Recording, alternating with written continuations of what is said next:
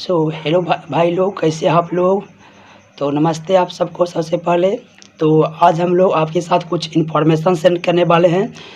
तो जैसा कि आप लोग जानते हैं, जो आपका स्नातक का एग्ज़ाम होता था, जो ग्रेजुएशन का एग्ज़ाम होता था, वो 3 वर्षों में कंप्लीट कराया जाता था। 3 वर्षों में पूरे कंप्लीट हो जाता था। लेकिन इसमें बहुत ही बड़ा बदलाव किया गया है। जो हमारे देश में नया शिक्षा नीति लागू हुआ है, उसी का लगता है जो है कुछ इस पर असर है ना। वही नया शिक्षा नीति जो है इस पर लागू हो गया है। तो अब जो पहले जो एग्ज़ाम होता था, जो 3 वर्ष में कंप्लीट होता था ग्रेजुएशन का, अब जो है उसको 4 वर्ष कर दिया गया। बढ़ा के कितना कर दिया है? 4 वर्ष कर दिया गया है।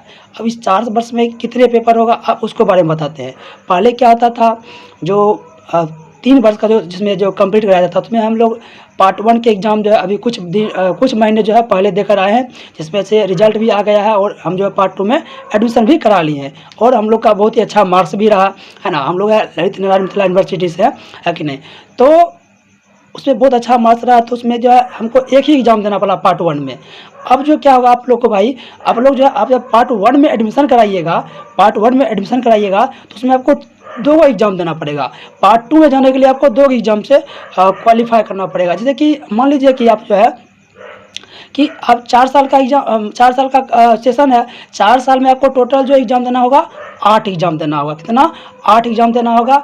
मतलब फर्स्ट ईयर में 2, फिर सेकेंड ईयर में 2, फिर थर्ड ईयर में 2 और फोर्थ ईयर में 2-2।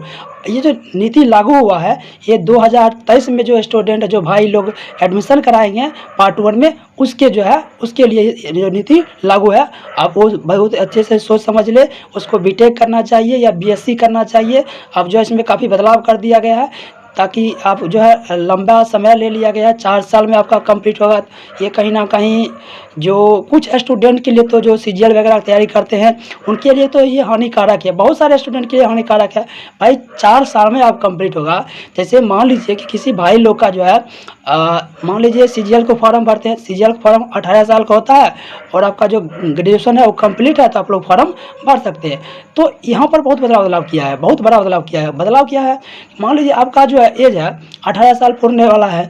18 साल होते आप लोग फॉर्म भर देते, लेकिन आपका ग्रेजुएशन क्लियर होगा तभी भर सकते हैं। मान लीजिए आपका 20 साल में जो है, मतलब आज 18 साल के बाद 20 साल में जो आपका ग्रेजुएशन कंप्लीट हो जाता, स्नातक जो है कंप्लीट हो जाता 3 वर्ष के अकॉर्डिंग। 3 वर्ष के अकॉर्डिंग मान लीजिए आपका जो है स्नातक जो है क्लियर हो जाता 2020 वर्ष में, तो अब जो है वो क्या कर दिया गया है?